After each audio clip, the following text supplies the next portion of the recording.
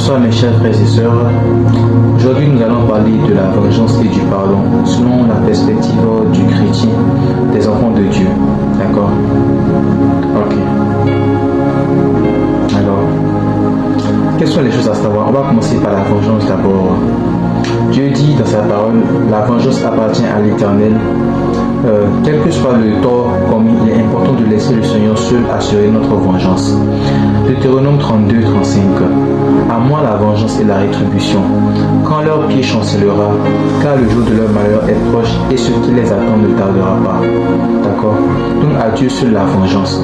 C'est quelque chose qui est parfois difficile à appliquer dans certaines circonstances, mais la vengeance appartient en priorité à l'Éternel. D'accord? Donc en tant que chrétien, il est important de ne pas chercher à nous faire justice à nous-mêmes. 2. Le jugement de Dieu est à la hauteur du crime commis. Plus le crime est grave, plus le châtiment est élevé. Le jugement est à la hauteur de la grâce donnée. Voilà. Donc là, par exemple, on a deux exemples de personnes. Quelqu'un qui a tué 2 personnes et puis qui ne s'est pas repenti. Et quelqu'un qui a tué 10 personnes et qui ne s'est pas repenti. Donc, comme l'un a fait plus que l'autre, celui qui a fait plus va subir un jugement beaucoup plus sévère de la part de Dieu. Donc, l'éclair là, ça représente le jugement de Dieu. Comme l'éclair qui a frappé, comme la foudre qui a frappé Uza lorsqu'il a touché l'arche de l'alliance de Dieu. Voilà, donc ça représente en fait le jugement de Dieu. Et plus le crime est élevé, plus le jugement est élevé. Il faut comprendre que ce n'est pas tous les péchés qui ont les mêmes conséquences. Et certains péchés amènent à des conséquences beaucoup plus graves que d'autres. Est-ce qu'on est d'accord? Donc ça dépend du péché même. 3. L'Éternel est un Dieu qui agit dans le temps. Bien souvent, l'être humain est pressé et désire que la justice de Dieu s'accomplisse immédiatement. L'Éternel s'assure toujours de donner à celui qui veut juger le temps qu'il lui faut pour se repentir. Il est important de se souvenir que le Dieu qui ne punit pas nos ennemis immédiatement est aussi le Dieu qui est patient avec nous lorsque nous sommes en tort. Ça, c'est vrai. Proverbe 24, 19 à 20. Ne tirez pas approche de ceux qui font le mal et ne porte pas envie aux méchants, car il n'y a point d'avenir pour celui qui fait le mal et la langue des méchants s'éteint. Souvent, en tant que chrétien, on est pressé, quand on voit des gens qui font le mal aux autres, on est pressé que Dieu les juge immédiatement. Mais souviens-toi, toi aussi, parfois tu fais des péchés. Est-ce que Dieu te juge directement? Est-ce que Dieu n'est pas patient avec toi? C'est la même patience-là Dieu exerce avec tes ennemis. Est-ce que tu comprends cela? Parce que Dieu agit dans le temps, donc il donne le temps aux gens de changer. De la même manière, Dieu est patient avec toi. C'est comme ça qu'il est patient avec ceux qui te détestent. D'accord? Dieu agit toujours dans le temps. Il prend le temps pour faire les choses parce qu'il veut s'assurer qu'au moins, par principe, qu'il a donné assez de temps à la personne pour se repentir. Maintenant, une fois qu'elle a choisi de s'endurcir, c'est là que vient le jugement de Dieu. Donc il ne faut pas être pressé, il ne faut pas dire à Dieu pourquoi tu ne feras pas tel ou tel immédiatement. Dieu est patient et Dieu agit toujours dans le temps. Et il donne le temps aux gens de changer. Regarde l'histoire de Saoul. Dieu lui a donné beaucoup de temps pour changer. Je pense que David avait été oint à 17 ans et il est devenu roi à 30 ans. Ça fait 13 années pour changer. 13 années que Saoul a passé à poursuivre David au lieu de simplement se repentir. Il a endurci son cœur contre Dieu. 13 années. Dieu donne le temps aux gens de changer. Toujours le temps avant d'agir. Donc quand tu vois que quelqu'un te fait du mal et puis la personne semble prospérer, il ne faut pas haïr cette personne. Dieu lui donne le temps pour changer avant de la juger. D'accord? Quatrième chose à savoir, plus quelqu'un excède le temps qui lui est donné pour se repentir et plus son châtiment final sera élevé. Plus la grâce est élevée, plus le châtiment est élevé. Il vaut mieux se repentir le plus tôt possible que d'attendre et de s'endurcir. D'accord? Les conséquences de cette grâce non saisies seront beaucoup plus graves. Donc je vais encore prendre deux exemples. On a l'exemple de qui, par exemple? L'exemple de David. Quand il a tué Uri le Héthite, il s'est repenti directement. Il n'a même pas patienté 2 ans, il s'est repenti directement. Donc, qu'est-ce qui s'est passé? Quand il y a eu la rébellion d'Absalom plus tard, qui était la conséquence de son péché, Dieu n'a pas permis que la vie de David soit touchée. Mais qu'est-ce qui s'est passé dans le cas de Saoul? Saoul a patienté des années et puis finalement Saoul ne s'est jamais repenti. Donc quand Saoul est parti à la bataille, il a perdu la vie parce qu'il n'a pas voulu se repentir. Plus le temps passe, quand tu sais que tu as fait du mal à quelqu'un, plus tu laisses le temps passer sans te repentir et plus tu persistes dans tes voies, plus ton jugement sera sévère. Plus les années passent et plus les choses vont commencer à s'aggraver pour toi. Réponds-toi immédiatement. Je te dis peut-être que ce que tu as fait à la personne là, tu as menti, tu as fait des choses et puis personne n'a vu. Dieu a tout vu, il a tout enregistré. Et plus tu vas laisser le temps passer, plus la colère de Dieu va être sévère contre toi. Donc réponds-toi le plus tôt possible quand tu as fait du mal à quelqu'un. N'attends pas que le temps passe. Réponds-toi immédiatement et essaie de parler à la personne. Demande-lui pardon. Pour que Dieu ait pitié de toi. D'accord? 5. Je pense que j'ai commis quelques fautes de grammaire et quelques répétitions. Dieu étant un Dieu qui travaille sur la durée, donc sur le temps, plus le temps passe et plus les effets de sa colère et de son jugement deviennent visibles. Au début, le jugement est à peine perceptible. Lorsque Dieu finit le travail, le résultat est dévastateur. Il vaut mieux se repentir que d'être confronté à la colère de Dieu. Souvent, les malheurs qu'une personne traverse aujourd'hui peuvent être un châtiment pour le mal fait il y a cela des années et dont la personne ne s'est toujours pas repentie. Ouais. Psaume 73, 13 à 20. C'est donc en vain que j'ai purifié mon cœur, ça c'est David qui parle, et que j'ai lavé mes mains dans l'innocence. Chaque jour je suis frappé et tous les matins mon châtiment est là. Si je disais je veux parler comme eux, parce que je trahirais la race de tes enfants. Quand j'ai réfléchi là-dessus pour m'éclairer, la difficulté fut grande à mes yeux. Donc David en fait se demande pourquoi les gens qui font le mal prospèrent pour aussi longtemps. Pourquoi est-ce qu'ils ont du succès dans leurs entreprises? Donc c'est à cause de ça que David se plaignait, n'est-ce pas? La difficulté fut grande à mes yeux, jusqu'à ce que j'eusse pénétré dans les sanctuaires de Dieu et que j'eusse pris garde au sort final des méchants. Voilà. Oui, je les place sur des vagues glissantes. Je les fais tomber et les mets en ruine. Et quoi? En un instant, les voilà détruits. Ils sont enlevés, anéantis par une fin soudaine. C'est ce qui se passe. Donc quand quelqu'un te fait du mal et puis tu vois que la personne, c'est comme si sa vie va bien, tout ça, il faut comprendre que le sort final des méchants est extrêmement grave. Le sort final des méchants est grave. Et le sort final, c'est la destruction. C'est comme ça. Dieu travaille sur la durée. Quand tu sais que tu as fait du mal aux gens et puis que tu refuses de te repentir, Dieu travaille sur la durée. Peut-être que hier, tu as faussement accusé quelqu'un, tu as essayé de détruire le foyer d'une femme. Et puis aujourd'hui, toi, tu vois que dans ton propre foyer, tu es malheureuse. Tu es mariée depuis des années et puis tu n'as pas d'enfant. C'est le jugement de Dieu sur toi. À cause du mal que tu as fait aux gens. Tu as choisi d'endurcir ton cœur au lieu de te repentir sincèrement. Donc quand Dieu te punit pour ce que tu as fait dans le passé, n'est-ce pas? Dieu te punit. Plus le temps passe, plus tu endurcis ton cœur, plus le jugement va être sévère contre toi. Pour éviter ça, réponds-toi le plus tôt possible. Réponds-toi le plus tôt possible. Est-ce qu'on est d'accord? Le plus tôt possible. Ne laisse pas le temps passer. Parce que plus le temps passe, plus tu vas commencer à sentir les effets de la colère de Dieu contre ta vie. Quand tu as fait du mal aux gens, réponds-toi vite et aussitôt que possible. Réponds-toi aussitôt que possible, d'accord? Okay. Alors 6. Les personnes ayant été châtiées sur la terre subiront une peine moins élevée et si elles finissent en enfer. Par contre, celles ayant fait beaucoup de mal et étant mortes paisiblement subiront un châtiment beaucoup plus élevé de l'autre côté. Le sort de telles personnes est souvent pire que celui de personnes ayant payé une partie de leur dette ici sur la terre.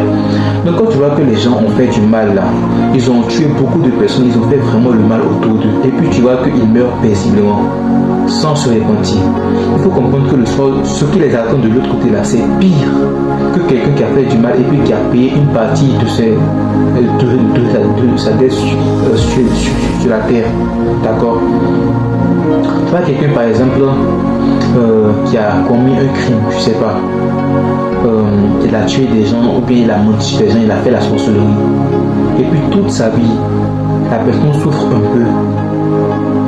et puis elle ne se répand pas. Elle va payer une dette moins élevée que quelqu'un qui a fait du mal et puis qui n'a jamais souffert durant toute sa vie. Quelqu'un qui fait du mal et puis qui souffre un peu dans sa vie, comme au jugement de Dieu, la personne sera dans une condition moins sévère que la personne qui a fait beaucoup de mal et puis qui ne s'est jamais repenti. Dans le deuxième cas, la personne va souffrir beaucoup plus. Son jugement sera pire.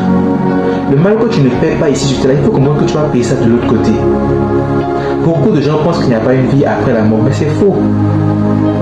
Quand tu fais du mal aux gens et puis tu vois que tu meurs paisiblement, tu vas payer ce que tu as fait ici sur terre dans l'éternité. Ton cas est pire que celui qui a payé au moins un peu pour lui sur la terre ferme. Donc il faut te repentir quand tu as fait du mal. Parce que si tu entres dans l'éternité sans te repentir, et puis que tu es mort paisiblement, ton châtiment sera brutal, très très brutal. Réponds-toi d'abord, d'accord? 7. Le pardon véritable, qu'est-ce que c'est? Le pardon véritable consiste à ne plus désirer le mal ou la colère de Dieu sur une personne. Tant qu'il reste de la colère en nous pouvons en déduire que le pardon n'est pas encore parfait. Tant que nous trouvons un peu de réjouissance dans le malheur de la personne qui nous a fait du mal, le processus de pardon n'est pas du tout parfait. D'accord? Donc pardonner là, c'est quand tu ne haïs plus quelqu'un. C'est-à-dire que tu ne veux plus que Dieu te venge même. Tu veux simplement que Dieu pardonne la personne et puis change son cœur et puis c'est tout. Tu n'as même plus envie que Dieu te venge de la personne. Ça c'est le pardon véritable. Qu'est-ce que Jésus-Christ a dit à la croix? Pardonne-leur, Père, car ils ne savent pas ce qu'ils font. Jésus a regardé ça avec un œil spirituel. Jésus-Christ savait que c'était des démons qui incitaient les gens à vouloir le crucifier. Et Jésus-Christ a dit pardonne leur Père. Ça c'est le pardon véritable. C'est-à-dire que quand tu n'as même plus envie que tu punisses la personne, c'est là que tu as vraiment pardonné à cette personne. Proverbe 24, 17 à 18. Ne te réjouis pas de la chute de ton ennemi et que ton cœur ne soit pas dans l'allégresse quand il chancelle, de peur que l'Éternel ne le voie et que cela ne lui déplaise et qu'il détourne de lui sa colère. D'accord? Donc il faut pardonner d'abord. De peur que Dieu ne détourne de ton ennemi sa colère. Quand tu pardonnes là, tu n'as plus de haine en toi. Quand tu pardonnes véritablement quelqu'un à charge, en fait, tu n'as même plus envie que Dieu te venge. C'est ça le pardon véritable. Et pour atteindre ça, parfois ça peut prendre des années, ça dépend de la gravité de la faute et puis de qui a fait la faute. Mais ça peut prendre parfois des années. D'accord? 8. Si l'Éternel nous révèle qu'il va juger une personne qui nous a fait du mal, l'idéal est de demander à Dieu de ne pas lui ôter la vie, mais plutôt d'épargner sa vie. D'accord? Prie Dieu pour que Dieu ne tue pas la personne. Demandons aussi à Dieu de fortifier cette personne afin qu'elle puisse endurer la saison de jugement et qu'elle en ressorte transformée. Ne nous réjouissons pas de son malheur, mais prions pour que son cœur soit changé par ces épreuves. Donc quand Dieu veut juger quelqu'un qui t'a fait du mal là, ne te réjouis pas. Demande à Dieu plutôt d'épargner la vie de la personne et prie Dieu en fait. Demande au Seigneur de lui donner la force d'endurer le jugement pour que son cœur soit changé. Parce que Dieu peut utiliser ce temps d'épreuve là pour transformer sincèrement la personne et puis faire d'elle une création nouvelle. Est-ce qu'on est d'accord? Donc prie Dieu pour que le cœur de cette personne puisse être sincèrement transformé. À présent on va étudier le pardon. Donc ça c'était d'abord la vengeance, maintenant c'est le pardon. Ce qu'il faut savoir par rapport au pardon. La difficulté à pardonner une faute, ça va dépendre de sa gravité. Donc plus une faute est grave et plus elle est difficile à pardonner. Est-ce qu'on est d'accord? Voilà. 2. La difficulté à pardonner dépend de la relation entre la victime et le fautif. Une faute commise par une personne éloignée est plus facile à pardonner qu'une faute commise par une personne proche. Ça c'est vrai. Parce qu'il y a des gens, en fait, quand ils te font certaines choses, tu t'y attends. Parce que tu te dis que bon tu n'es pas forcément proche d'elle et puis bon, je te dis que telle personne là, tu peux t'attendre à telle chose d'elle. Mais il y a des gens aussi, quand ils te trahissent, tu ne t'attends pas du tout à ça. Et ça peut faire plus mal et ça peut rendre le pardon beaucoup plus difficile. Donc la difficulté du pardon, ça dépend aussi de la relation entre la victime et puis le fautif. Plus le fautif était quelqu'un de proche et plus le pardon est difficile. Il faut comprendre cela. Le pardon est influencé par tous ces facteurs-là. D'accord? La difficulté à pardonner dépend des circonstances dans lesquelles la faute a été commise. Une faute commise au pire moment peut avoir des conséquences qui rendent le pardon très difficile. Donc si par exemple quelqu'un compte sur toi et puis tu l'as trahi au pire moment pour elle, là où elle est au plus bas de sa vie, cette personne-là peut te garder dans son cœur pendant des années à cause des circonstances dans lesquelles tu l'as trahi. Si tu avais fait la même chose mais dans d'autres circonstances, elle aurait pu te pardonner beaucoup plus facilement. Mais là où tu es là, dans les circonstances là où elle est là, ça va être plus difficile de te pardonner à cause des circonstances. Donc le pardon, en fait, ça prend en compte toutes ces choses-là. Et avant de dire à quelqu'un pardonne-la, il faut comprendre que ça dépend de tout ça. Hein, d'accord? Certaines fautes sont faciles à pardonner, mais d'autres sont difficiles. Certaines personnes sont faciles à pardonner parce qu'elles ne sont pas trop proches de la victime. D'autres sont difficiles parce que c'était des proches sur lesquels la victime comptait. Il faut prendre tout ça en considération. Donc ça va dépendre de tous ces facteurs-là, la difficulté à pardonner quelqu'un ou bien quelqu'un. Ok. 4. Le pardon véritable est la capacité à regarder le fautif sans rancœur et sans haine. La faute n'est pas forcément oubliée, mais la colère qui enregistre a disparu. D'accord? Donc comment tu sais que tu as pardonné quelqu'un? Quand tu regardes la personne et puis tu n'as plus de haine dans ton cœur. Ça veut dire que quand on te dit même de servir la personne là, tu t'empresses pour le faire, tu n'as plus de la haine dans ton cœur. C'est ça le pardon véritable. C'est ça le pardon véritable. C'est ça en fait le pardon véritable. Jésus savait déjà que Judas allait le trahir. Mais pourtant, quand Jésus lavait les pieds des disciples, il a lavé le pied de Judas. Ça, c'est l'amour sincère. C'est le pardon sincère. Comment traites-tu celui qui t'a fait du mal? Comment le traites-tu? Ça s'applique à un niveau individuel surtout. Hein? Quand quelqu'un d'autre t'a fait du mal, comment tu traites l'individu qui t'a fait du mal? Est-ce que tu comprends cela? Voilà. 5.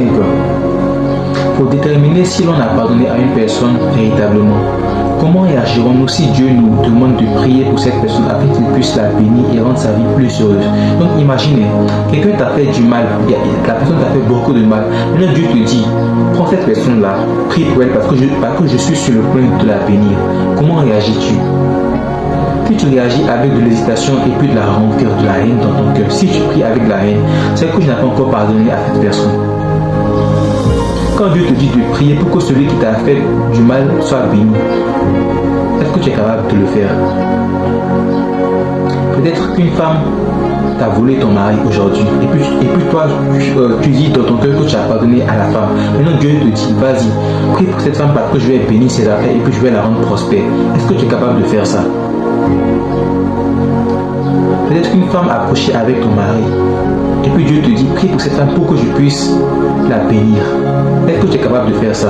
Si la réponse est non, ça veut dire que le pardon n'est pas encore complet. Et moi je ne pense pas que c'est possible de pardonner toutes choses immédiatement, d'accord? Le pardon là, ça va dépendre de beaucoup de circonstances et ça peut parfois prendre des années. Le pardon peut prendre des années en fonction des circonstances dans lesquelles la faute a été commise et en fonction de la personne qui commet la faute. Mais pardonner là, c'est vraiment oublier la haine qui est en toi. Quand tu peux prier pour quelqu'un, pour que Dieu fasse du bien à la personne, malgré le mal qu'elle t'a fait, c'est que tu as véritablement pardonné à cette personne. D'accord? L'absence de pardon, ça crée une carapace autour du cœur, ce qui peut finir par nous distancier de Jésus-Christ. Elle empêche l'Esprit de Dieu de communier pleinement avec nous et endurcir notre cœur. Tu vois, le pardon là, c'est critique pour la relation d'un chrétien avec Dieu. Parfois, peut-être que Dieu ne répond pas à tes prières parce qu'il y a des gens à qui tu n'as pas encore pardonné. Tu comprends cela? Quand Dieu sait que tu ne fais aucun effort pour pardonner quelqu'un, c'est-à-dire qu'il y a des gens qui n'ont pas encore pardonné, mais ils sont au moins en train de faire des efforts. Et il y a d'autres qui n'ont pas pardonné et puis ils ne veulent même pas faire d'efforts pour pardonner. Même pas du tout. Donc quand Dieu sait que tu ne veux même pas faire d'efforts pour pardonner la personne là, tu vas prier, mais en fait tu vas avoir l'impression que Dieu est silencieux parce que tu as choisi d'endurcir ton cœur. Quand tu refuses de pardonner là, Dieu va aussi fermer ses oreilles à tes prières. Quand tu ne fais aucun effort pour essayer au moins de pardonner la personne là, Dieu va fermer son oreille à tes prières. Parce qu'en fait, l'absence de pardon, ça rend ton cœur dur. Un cœur endurci pardonne difficilement. Et puis quand quelqu'un a le cœur endurci, là, tu vas voir que pour une petite faute comme ça, la personne te garde dans son cœur pendant longtemps. La personne est rancunière. Quand tu ne pardonnes pas là, ça empêche Dieu de répondre à tes prières. Peut-être que depuis des années, tu as suppris à Dieu de t'aider à trouver mari, à trouver femme, à trouver emploi. Mais Dieu ne répond pas parce que tu refuses de pardonner à quelqu'un en particulier. C'est-à-dire que je ne veux même pas faire d'effort pour pardonner la personne. Je ne veux même pas fournir d'efforts. Ça peut bloquer tes prières. 7. Dans certains cas, il vaut mieux pardonner tout en restant à une distance du fautif. D'accord? Quand son cœur n'a pas encore été transformé, si vous l'invitez dans votre vie, la personne va vous détruire à nouveau. Il y a beaucoup de gens qui disent que quand tu pardonnes, tu dois normalement permettre à la personne de revenir. Non, ce n'est pas toujours comme ça. Ce n'est pas toujours comme ça.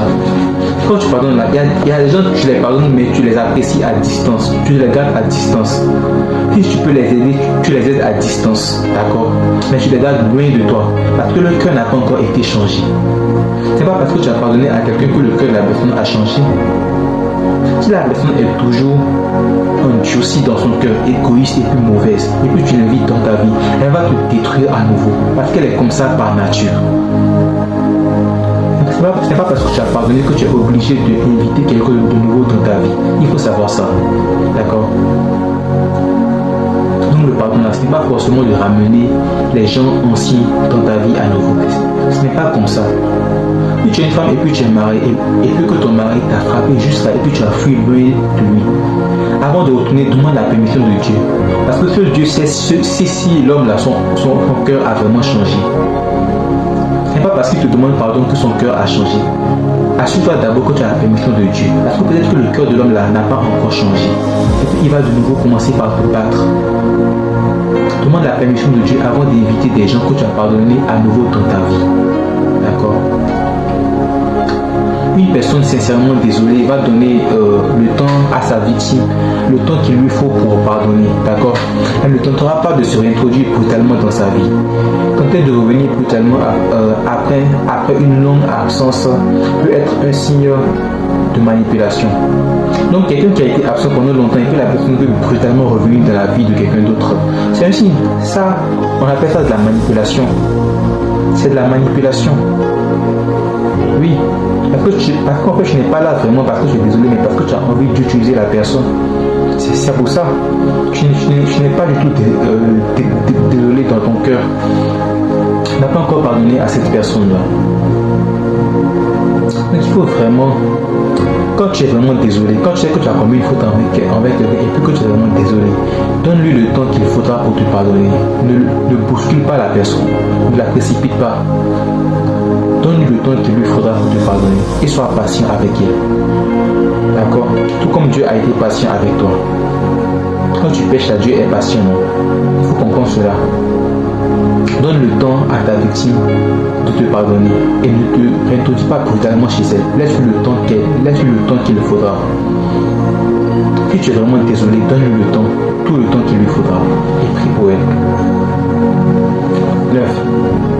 Pour savoir si vous êtes vraiment désolé, posez-vous cette question. Si votre vie devenait soudainement meilleure et que vous n'avez plus à faire face aux conséquences de vos actions, seriez-vous toujours désolé ou changeriez-vous d'attitude? Il y a beaucoup de gens qui demandent pardon, pas parce qu'ils sont désolés, mais parce qu'ils n'ont pas envie de gérer les conséquences de leurs actions. La personne t'a fait quelque chose de vraiment grave, elle a peur que tu ailles faire telle ou telle chose, donc elle vient rapidement demander pardon. Ça, ce n'est pas pardon. Ce n'est pas du pardon. Quand tu es désolé, là, c'est dans le cœur d'abord que ça commence. Si tu savais aujourd'hui que tu n'étais plus forcé de gérer les conséquences des choses que tu as faites, est-ce que tu serais toujours désolé dans ton cœur? Si tu as un doute, ça veut dire que ton pardon est faux. Tes excuses sont faux. Ce n'est pas du tout des vraies excuses. Parce que le pardon véritable, c'est dans le cœur. C'est-à-dire que même si tu sais que les conséquences vont arriver, les choses vont arriver, tu décides quand même de continuer à demander pardon à cette personne-là. Continue à lui demander pardon. C'est ça le pardon sincère. C'est-à-dire, quel que soit ce qui va se passer maintenant, je sais que j'ai mal agi, même si tu vas me punir, d'accord, punis-moi, mais je te demande pardon. C'est ça le pardon sincère. Même si la personne décide de te punir, tu choisis quand même de continuer à demander pardon à la personne. C'est ça le pardon véritable. C'est ça, être vraiment désolé. Alors, 10. La meilleure manière de demander pardon à une personne est de changer de comportement. Le pardon sans changement est absolument inutile. Ce n'est qu'une formalité qui ne sert à rien. D'accord? Quand tu as fait du mal à quelqu'un et puis tu es vraiment désolé, tu dois demander pardon. Et tu dois changer de comportement. Change de comportement. Change de comportement d'abord. Le pardon véritable, c'est de changer de caractère et puis d'attitude dans ta vie. Quand tu es désolé mais que tu ne changes pas, c'est un pardon qui est faux. Tu trompes ta femme une fois, tu demandes pardon, 2 fois, pardon, 3 fois, pardon, 10 fois. Finalement, tu n'es pas désolé, parce qu'il n'y a pas d'effort pour changer. Il n'y a pas d'effort pour changer. Une femme qui a été fidèle à toi toute ta vie, tu dois la tromper à gauche, à droite. Et puis à chaque fois tu reviens, pardon. Tu n'es pas du tout désolé. Le pardon s'exprime par le changement. Quand un chrétien vient à Jésus-Christ et qu'il veut vraiment montrer à Jésus sa sincérité, il le fait en changeant. Laisse Dieu te changer. Parce que c'est ça en fait la preuve que tu es désolé. Change de comportement. D'accord. Donc il y a 2 types de prières qu'on va enseigner. Le premier type de prière, c'est la prière de pardon. Le deuxième type, je pense que c'est la prière de repentance. Donc la prière de pardon, ça c'est de la perspective de quelqu'un à qui on a fait du mal et puis qui a du mal à pardonner. D'accord? Seigneur Jésus-Christ, avant de venir dans ta présence, je te demande de me pardonner pour tous mes péchés et pour toutes mes transgressions. Veuille me laver par ton sang précieux. Je veux te présenter en ce jour l'état de mon cœur. Tu sais tout ce que j'ai vécu et tu sais à quel point il est difficile pour moi de pardonner à mon bourreau, donc à la personne qui t'a fait du mal. Je suis encore profondément blessé. Je t'en supplie, étends ta main sur moi et guéris-moi de mes blessures physiques et émotionnelles. Guéris-moi et efface la douleur en moi.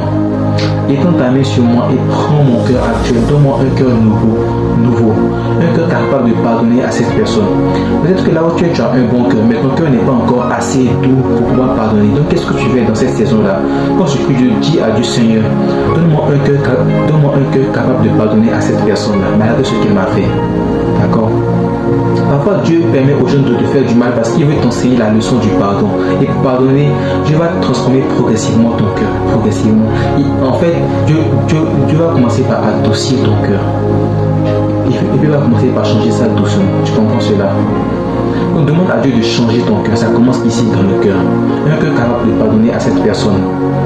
Je demande également de changer le cœur de la personne et puis de te révéler à elle. Révéler à cette personne afin qu'elle se détourne de ses mauvaises voies. Voilà. Donc quand tu demandes pardon, en fait, quand tu veux pardonner là, il faut aussi prier pour la personne. Ce que je sais, c'est que la meilleure manière de pardonner à quelqu'un, moi je pense vraiment que la meilleure façon de pardonner à quelqu'un, c'est de prier pour cette personne-là. Tu comprends cela? Quand tu pries pour quelqu'un là, progressivement tu vas voir que la haine qu'il y avait en toi commence à disparaître. Quand tu pries pour la personne sans aucune arrière-pensée, c'est-à-dire que tu ne dis plus à Dieu, Seigneur, venge-moi, juge la personne, détruis-la. Mais quand tu pries en disant, Seigneur, pardonne à cette personne parce qu'elle ne sait pas ce qu'elle fait, change son cœur et change sa personne. Ça, c'est le véritable pardon. Et quand tu pries comme ça, progressivement, la haine que tu as envers la personne va commencer à disparaître et puis ton cœur commence à s'adoucir progressivement. C'est ça le pardon véritable. Est-ce qu'on est d'accord? Maintenant, écoutez bien cette partie de la prière. Je vais lire ça et puis on va suivre ensemble. Si tu la juges, donc la personne en question qui a fait le tort, si tu la juges, alors si elle se répand et qu'elle ne retourne plus à ses voies, ni même dans sa vieillesse, alors aie compassion de cette personne et ne lui ôte pas la vie. Si tu sais qu'elle se repentira avant ton jugement, mais qu'elle retournera plus tard à ses mauvaises voies, alors brise-la afin qu'elle n'y revienne plus. Mais si tu sais qu'elle y retournera quand même et qu'elle ne se repentira plus, alors lors de sa première repentance, reprends cette personne à toi afin que son âme soit sauvée. Donc laissez-moi expliquer ça. Quand Dieu te révèle qu'il va juger ton ennemi, il y a 3 possibilités. Prie Dieu, soit la personne va se repentir, et puis durant toute sa vie, la personne va marcher sur le droit chemin, elle ne va plus retourner à son ancienne voie. Dans ce cas, prie Dieu pour qu'il épargne la vie de la personne et qu'il ait compassion d'elle, et puis qu'il la change et puis qu'il la transforme. La deuxième possibilité, la personne va se repentir, n'est-ce pas? La personne va se repentir, mais plus tard, elle peut retourner. Et qu'est-ce que tu fais? Tu demandes à Dieu de la briser maintenant pour qu'elle ne retourne plus. Mais maintenant, même si ça, ce n'est pas possible. Maintenant, si ça, ce n'est pas possible, et puis il y a la troisième possibilité. Puis tu sais, si Dieu t'a dit que la personne va, si elle se répand maintenant, elle va retourner plus tard à ses mauvaises voies. Qu'est-ce que tu fais? Tu dis à Dieu, si c'est le cas, Seigneur, reprends-la à toi maintenant afin que son âme soit sauvée. Et quand je sais que beaucoup de personnes vont trouver que ça c'est controversé, mais moi je dis, rien ne compte plus pour Dieu que le salut d'une âme. Rien ne compte plus aux yeux de Jésus-Christ que le salut d'une âme. Pour toi, peut-être le fait de prier pour que Dieu sauve la personne, c'est un bon geste. Mais et si la personne se répand aujourd'hui, et puis demain, dans 1 an, dans 10 ans, elle retourne à tes anciennes voies, et puis elle meurt, elle part en enfer. Alors que si tu avais fait cette prière, tu avais dit à Dieu, Seigneur, si tu sais qu'elle va se révéler, reprends-la maintenant. Par cette simple prière, tu aurais pu sauver la vie de la personne. Tu aurais pu la sauver dans l'éternité. Par cette simple prière. Donc quand Dieu te révèle que quelqu'un va se repentir mais qu'il va s'endurcir plus tard, il faut dire à Dieu, Seigneur, si tu sais qu'il va se révéler, c'est mieux que tu le prends à toi maintenant. Comme ça, au moins, son âme est sauvée. Rien ne compte plus pour Jésus-Christ que l'âme d'un être humain. Il faut savoir ça. Rien ne compte plus pour Dieu que l'âme d'une personne. Rien. Rien n'a plus de valeur aux yeux de Dieu que l'âme d'un être humain. Donc quand tu sais que la personne va se révéler plus tard, là, il faut prier du Seigneur. Si c'est le cas là, dès qu'elle se répand, récupère-la. Mais maintenant, si tu vois que tu as fait tout ça et que la personne, Dieu te dit que la personne ne va pas se repentir, dans ce cas, fais quelque chose de simple. Prie Dieu de ne pas tuer la personne. Comme ça, au moins, tu n'es pas responsable de son sang. Donc si dans tous les cas la personne ne va même pas se repentir une seule fois ou bien même pas pour la première fois, c'est pas grave.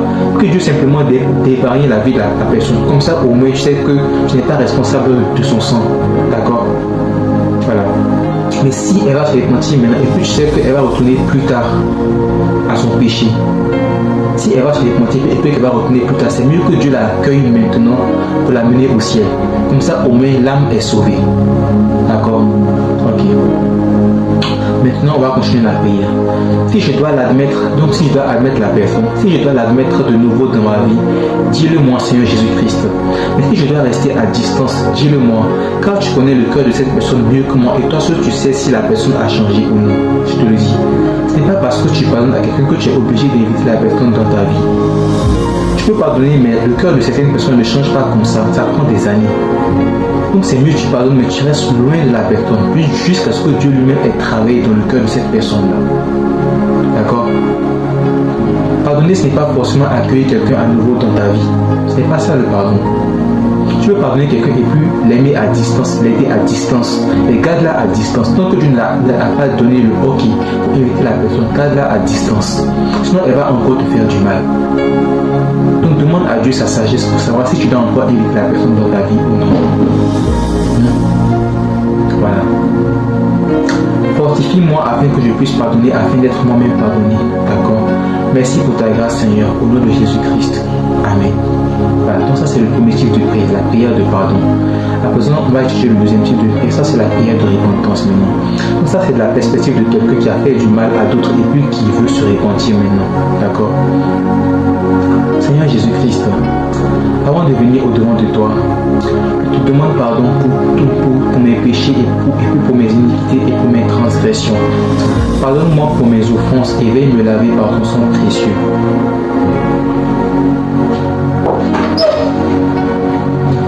Jésus béni te dit que c'est mon tour de péché, mais je suis un peu faible. Oui, d'accord, ma vie, ma ça tombe autour de moi, il doit pas me poser. Et là, j'ai dit à Stéphane que les nations pour nous associer, pour qu'ils se mettent tout. Je pense qu'il n'est pas prêt à raison. Si toi tu es prêt à raison, tu n'es pas prêt aussi, pour laisser tomber. Donc, ne me demandez pas encore, mais si on mange ou on ne mange pas. Parce que filmer les comptes là, je suis sûr que si je lui demande de Mais demande-lui d'abord. Non, mais c'est pas dire que les femmes doivent toujours pour cuisiner. Donc dans ce cas-là, vous pouvez s'associer, coupez les tomates. Mettez au fait de manière continue comment on fait.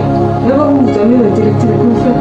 Si maman est supervisée, comment faire. D'accord. Donc, oui, c'est quand même de l'argent. Si l'argent nous a donné, il n'y a pas d'argent. Donc il y a poisson, il y a tomate, il y a l'huile, voilà. Cuisiner un jour. Et si vous n'avez pas à cuisiner, kukushie personnel toda asingumio kusoma ndomuso. Merci. Ce qu'il faut t'ouvrir pour passer ça. J'arrive.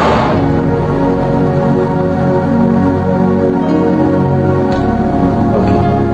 Alors, le deuxième groupe de prière qu'on va étudier, c'est ce qu'on appelle la prière de repentance. D'accord? Ça, c'est de la perspective de quelqu'un qui a fait du mal aux autres et qui voudrait se repentir.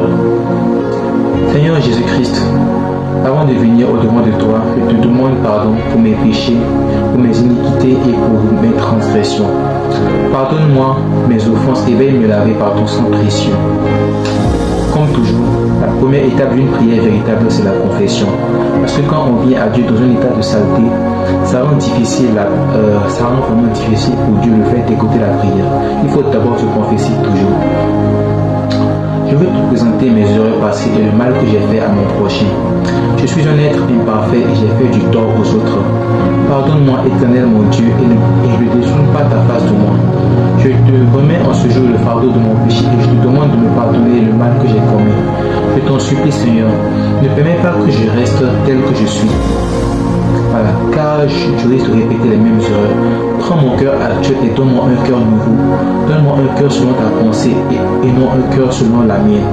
D'accord? Un cœur qui ne blessera plus mon prochain de la sorte. Voilà. Quand on observe les psaumes de David, après avoir tué la femme de Uri et lorsqu'il se repentait, qu'est-ce qu'il a dit à Dieu? Donne-moi un cœur pur, crée en moi un cœur pur, un cœur nouveau, renouvelle en moi un esprit pur. C'est ce que Dieu a dit, c'est ce que David a dit à Dieu lorsqu'il se repentait. Et ça, c'est la bonne manière de se repentir. Parce que quand tu dis juste Seigneur, pardon, mais que ton cœur n'est pas changé, tu vas répéter la même chose toujours. La véritable repentance, c'est de changer. Et comme tu ne peux pas te changer par toi-même, tu pries Dieu, tu lui dis Seigneur, brise-moi et change le cœur que j'ai en ce moment pour me donner un cœur nouveau. Pour que je ne répète plus jamais ce que j'ai fait. Il faut que le cœur soit changé. Tant que ton cœur n'est pas changé, tu vas répéter la même chose. Mais tu vas le faire sur quelqu'un d'autre. Peut-être le lundi, tu as fait du mal à Olivia. Dans 2 ans, si ton cœur n'est pas changé, tu vas faire la même chose mais à Léa ou bien à Rachel. Tu vas faire la même chose à quelqu'un d'autre. Donc le pardon véritable, demande à Dieu de changer ton cœur et de renouveler en toi un esprit pur. Comme ça, en fait, tu apprends à raisonner différemment. Tu penses différemment. Est-ce que peut-être que toi, tu as fait du mal aux gens, mais toi, tu estimes que ce que tu as fait, c'est normal? Peut-être que tu es un homme, tu as couché avec une jeune fille, tu l'as menti jusqu'à tu as couché avec elle, tu l'as enceinte et puis tu fuis. Et puis, toi, tu penses que c'est normal. Parce que ton cœur est endurci, ton cœur est dur. Donc quand tu demandes pardon à Dieu là, il faut demander à Dieu de changer ton cœur. Comme ça tu vas regarder les choses différemment. Tant que le logiciel du péché est installé dans ton cœur, il y a des choses que tu vas faire, ça va te paraître complètement normal, alors que c'est grave. Mais quelqu'un qui a été changé, la personne va observer les mêmes choses, elle va dire, mais ça là, ce n'est pas normal. Tu comprends cela? Il faut que le cœur soit changé.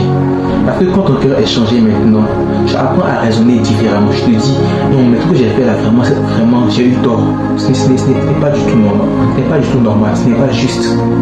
Tu vas apprendre maintenant à te regarder toi-même dans un miroir et puis tu te réponds. Donc quand tu demandes pardon à Dieu, la bonne manière de le faire, c'est de demander à Dieu de te changer et puis de te transformer. D'accord? Enseigne-moi tes voies, Seigneur Jésus-Christ, et enseigne-moi ta sagesse. Change-moi afin que je ne sois plus la personne que j'étais. Brise-moi et détruis la version actuelle de moi. Crée quelque chose de nouveau en moi. D'accord? Car voici les choses anciennes sont passées et toutes choses sont devenues nouvelles. Étends ta main sur le cœur de cette personne que j'ai blessée et accorde-lui la guérison. Donc quand tu demandes pardon à Dieu, prie aussi pour celui à qui tu as fait du mal, pour que Dieu puisse guérir la personne et pour que Dieu puisse vraiment l'aider à te pardonner. Prie à Dieu pour la guérison de la personne à qui tu as fait du mal. D'accord? Seul toi peux parler au cœur de cette personne-là. Donc guéris-la des blessures que je lui ai infligées et aide-la à guérir et à me pardonner. Au nom de Jésus-Christ. Amen. N'oublie pas que quand tu es désolé, tu ne dois pas bousculer les gens. Si elle dit qu'elle ne veut pas te voir, elle ne veut pas te parler, laisse-lui le temps et sois patient avec elle. Parce que quand tu veux te bousculer de nouveau dans la vie des gens, elles auront l'impression que tu essaies en fait de les manipuler. Comment cela? Donne le temps à la personne, tout le temps qu'il lui faudra pour te pardonner. pardonner. Et prie pour elle. Prie pour toi surtout. Dis à Dieu de changer ton cœur. Pourquoi tu ne répètes plus la même chose? Pourquoi tu ne recommences plus les mêmes erreurs? Dis à Dieu de changer ton cœur. D'accord? Ok. Je pense que c'était tout pour aujourd'hui et merci pour ceux qui ont entendu. Et que Dieu vous bénisse. Merci.